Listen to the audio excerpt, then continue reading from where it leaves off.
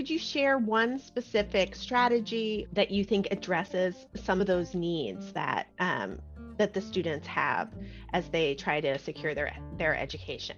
I think really what's at the core of our program is creating a plan. And believing that you can accomplish it. So we kind of take the vision board concept to the next level. So we look at where do you want to be, how can you get there, and what are the stages? But it's all about preparation. 99% planning and 1% luck. It's not about being lucky. It's about being planful, resourceful, and really leveraging your network so that it can meet your needs in the end. So we're really returning to basics, creating that plan. We celebrate small wins and those incremental goals. So it could be just waking up today. I've had coaching sessions with women, and that's what we celebrated because that was the huge accomplishment for that day and just being there, and we build from there. So it's also not a one size fits all, our work. We provide personalized coaching and training services because women are at different stages and places within their lives and their educational journey. So it's important that we don't just offer programs or activities that we say, check the box. It really is listening to our participants, understanding where they are, and then customizing and tailoring the program, to really fit their needs. Notice in our program is, our average age of students is 37. So they have developed a pattern of thinking that is, in some ways they've been conditioned to think that things are not going to work in their favor. And so the hardest part for us is, and what we turn around is we look at it from a positive point of view, that failure is okay. If you didn't pass something or if you can't grasp something, it's okay. It's not, no one has died from it. And really what we just need to do is now, how do we readjust so that it can happen the next time around? And we've noticed that in that type of positive thinking and moving forward as opposed to dwelling on the past, that we kind of, break through a little bit of, a conditioned response of giving up. So for us, our coaches are constantly going, it's okay if this didn't work out. Why didn't it work out? How can we fix this? And let's move forward and, set that aside, learn from it and move on. So our students are typically underserved. They're more vulnerable. They're 18 to 22-year-olds still finding their voice, still finding where they fit in the world. We're helping them to discover their strengths. So the opportunity and resilience coaching is critical for them. And if you think of these students that we work with, they're also the least likely students to walk to the financial aid office for advice or walk to the counseling and psychology office to get some assistance. So in addition to us coaching them, we will physically walk these students to other resources on campus to get them the additional tools that they need to be successful. I also want to say the life skill workshops are great, but outside events that help students move beyond their comfort zone and encourage them to engage with other peers is very important. They are then able to experience things they've never experienced before. And with only a staff of 3, social supports are very important, but we can't do it all ourselves. So we're so very thankful that we have peer mentors. Well, thank you all so much. I feel like the programs that Aurora supports have really honed over time the strategies that really work. And when I hear Dina talk about taking the time, the moments out of her day to walk a student across campus, right, to the office that they need to be at, that when I think about you all and the work that you do, I'm so inspired by the care and the love that you put into it, certainly. But I think it's hard for many of the folks on our call tonight to imagine what your days are like. If you could share a little bit about the day in the life of being, running these programs, and, is there a hidden superhero skill that you maybe draw on as you're going through these days? We would love to hear about how you do your work. So, the difficult part for us is, for me in particular, because, I work at a higher education institution. So our beginning of a relationship with the student is from the moment that they deposit and they start taking classes. And then how the institution thinks is that, they persevere, we retain them until they graduate. But what they don't understand is the relationships and the trust that needs to be built in that time frame. So for, what you're saying, Jenny, is, how do we do it? How do we find that time? I think we find that time because we really do care about the students that we have. The difficulties for me, the unexpected tasks that I have to find and actually reconcile with myself is that I can't do it all. And so I do take some of their worries home. I do internalize a lot of their fears and what's going to happen. Sometimes we have students who are on the brink of homelessness. So what, external resources can we connect them with? That Donna and Dina are right alongside with me is that, that is our superpower, is that we do care enough that we're not just going to say, okay, it's 5 o'clock, so my day is over and I'm not going to worry about the next problems until 8 o'clock tomorrow morning. We do mull over it, and finding a solution and being able to make a connection so that the student can then connect with another resource that would then bridge them to the next point is our superpower. That's what we do well, and that connection and networking. No day is exactly the same. But we also recognize that no task is too insignificant for us or that we can't pitch in and do it. So we try to expect the unexpected, but sometimes you have a day where you're in meetings, you're planning events, you're writing marketing and communication plans, and you are trying to do other things that keep the organization running. But we've had days where, students come to our office with tears in their eyes, or they're having a full-blown panic attack or experiencing anxiety, or they just had a death in the family. They don't know what to do. They don't know who to turn to. They're miles away from home, or they're not in a position to even drive home if they live locally.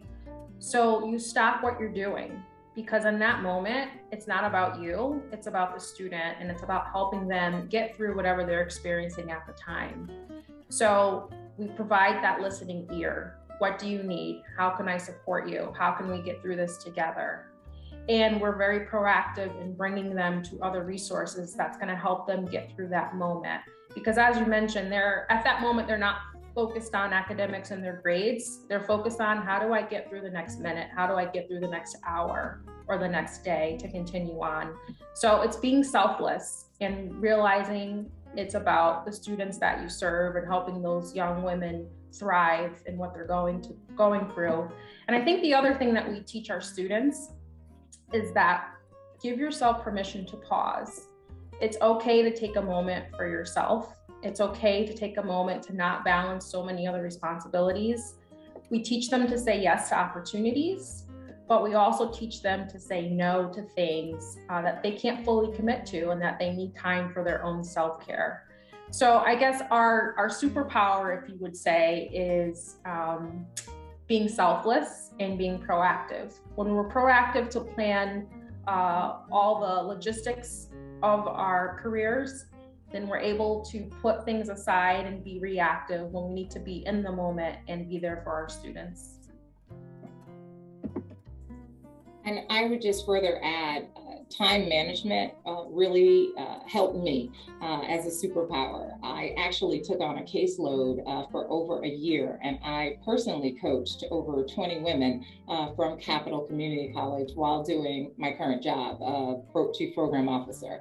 And individuals like you, Jenny, you would call and say, how are you doing? And I actually think the superpower for me came from them. Their strength and what they were going through, to me, was nothing like taking on 20 amazing, brilliant, resilient, empowered women that would trust me enough to share their journey and their story with me. It fueled me. And my husband would be like, it's late and you just got off a call and you have so much energy. And I'm like, yeah, and it would be just, if they can do it, who am I to complain? But it was really the women that are on our caseload. They're not numbers. They have names. They're not needing to be picked up or, the poor, impoverished. That story is over. These women are talented. These women are doing so much that, that narrative needs to change. And we're here to elevate that narrative for the women who are out there thriving, reimagining their futures. I mean, we just had a time of the great resignation in the she session. And now women understand I could be an entrepreneur. I can, move into any space that I can accomplish. And nursing doesn't feel like the dream that they can't accomplish. I mean, we need to study, we need to do those clinicals, we're going to buckle down, we're going to have a plan, but guess what? You can do it. And I feel like that is the superpower that this work brings to me. Thank you so much, Donna. Doesn't everybody want Donna to be their coach? I know that I do, and sometimes I call her just when I really need that. Well, and so I think she's really led off into the last thing I wanted to talk about, which is what inspires you, what keeps you coming back, right? What we really want to hold up and uplift is that you all do work that is difficult and but so important, that we really see you as our inspirations, certainly here at the home office at Aurora. And so I would love to hear what inspires you and what keeps you going. Just on a personal level, I come from, an underserved population myself. My mom is Vietnamese, has 3 daughters, single. And so she didn't speak any English. So we girls had to translate for her. So I see a lot of what these ladies are experiencing as well. On a personal level, I see that. And then the fact that what we're doing matters. It matters. It takes a village. It's the humanitarian thing. We need to take care of each other in order for us to be able to thrive as a society. We can't have single moms and their children perpetuating each other in this, cycle of poverty. If we can help one, if we can help 2, and they can help their kids and break out of that cycle, then what we've done matters. So I'm living and breathing the mission of what Charter Oak does, but also, what the Aurora Foundation is doing. And we wouldn't be able to do it without support, because if you didn't have the support financially, even with, Jennifer, we have used your workshops with some of our students for them to be able to just, have another network, to hear another voice of someone else who's going through the same things as them. It just connects people, and it makes us remember that we are all individuals and that we can't do it without each other. I appreciate seeing our students grow. I appreciate them celebrating their accomplishments and their achievements in life and taking us on that journey with them. It's called the LEAD program, Leadership Education and Development. But when students finish, we call them lead hers. They are the next leaders of our community, and they really make the difference. So our students, they keep me young and on my toes, but they encourage and empower me as much as they say that we encourage and empower them. And I'll tell you one small story that gets me every time. So when students come to us in August of their first year, they haven't even taken a college course yet, they're first year students, we do a leadership retreat. And we give them an acorn pocket charm that they can carry with them. An acorn represents the potential and strength that each of them have, because an acorn can grow into a big, beautiful, mighty oak tree. So we give them a pocket acorn from a Hartford College Women campus. And throughout their college years, we encourage them to take that acorn with them on days when things are hard, in days where they're celebrating great accomplishments, on days when they have a job interview. Until this day, we've now graduated 6 classes of lead students. They still carry those pocket charms of acorns with them to get them through life. So what inspires me is seeing these young women grow and thrive, and in turn go and make a difference in their community, from that small acorn to great potential that they have to continue growing. Those young women can continue to make me proud every single day. I just would also like to say the Aurora Foundation for believing in the importance of what we all just said. Dina, Wanda, myself, you can't always measure it with a deliverable or outcome, but it's at the core of what everyone needs in terms of mentoring and coaching and that human connectivity and that resource to just like bounce an idea off of, so you don't make the wrong decision. And I think that's just really important. And I want to thank you for funding work like ours that's different, because that gets our women to their long-term goal of becoming a registered nurse, of entering into the business and IT sector and manufacturing sector. But if we ignore it, many of the women may drop out because it was too overwhelming. And I think that that's just something I really want to recognize.